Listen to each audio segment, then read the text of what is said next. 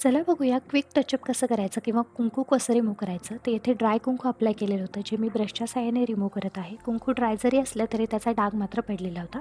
त्यानंतर मी येथे to फेसचं liquid concealer use करत आहे आणि बोटांच्या साहाय्याने अगदी थोड्याशा क्वांटिटीमध्ये जिथे जिथे गरज आहे तिथे तिथे व्यवस्थित अप्लाय केलेलं आहे. त्यानंतर ते व्यवस्थित ब्युटी ब्लेंडरच्या साहाय्याने ब्लेंड केलं आहे. त्यानंतर ही सर्वात महत्त्वाची स्टेप आहे, जे म्हणजे तुमचा जो बेस आहे तो ड्राय करणं. बेस व्यवस्थित ड्राय केल्यानंतर कॉम्पॅक्टच्या साहाय्याने बेस मी व्यवस्थित सेट केलेला आहे. त्याचबरोबर जिथे जिथे मला गरज वाटली तेथे तेथे मी कॉम्पॅक्ट पावडर अप्लाय केलेला आहे. कॉम्पॅक्ट पावडर टचअपमध्ये नेहमी यूज करा, जेणेकरून तुम्हाला छानसं कव्हरेजही मिळेल.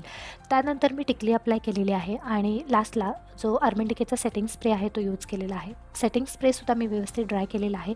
लिपस्टिक आणि ब्लशरला सुद्धा मी थोडंसं टचअप केलेलं होतं.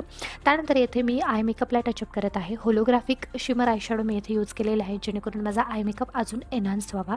आणि हा आहे आपला फायनल लुक. तर ही माझी रिअल ब्राईड आहे आणि तुम्हाला बेसकडे बघून वाटणार सुद्धा नाही की येथे कुंकू अप्लाय केलं होतं किंवा कुंकाचा डाग होता.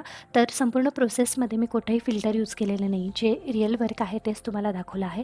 तर लुक कसा वाटला आणि प्रोसेस कशी वाटली मला कमेंटमध्ये नक्की सांगा.